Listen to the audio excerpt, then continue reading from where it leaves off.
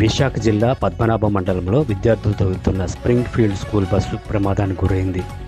రేవడి రోడ్లో ఎదురుగా వస్తున్న వాహనాన్ని తప్పించబోయి స్కూల్ బస్సు అదుపు తప్పి పొలాల్లోకి తీసుకెళ్లింది. ఈ ప్రమాదంలో 5 చిన్నారులకు స్వల్ప గాయాలవగా మిగిలిన విద్యార్థులు సురక్షితంగా బయటపడ్డారు.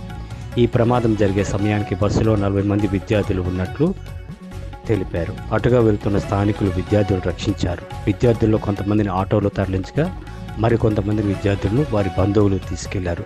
ప్రమాదం జరిగిన ఘటనా స్థలానికి దగ్గరలోనే ప్రైవేట్ ఆసుపత్రి ఉండడంతో విద్యార్థులను వైద్య నిమిత్తం అక్కడికి తరలించారు.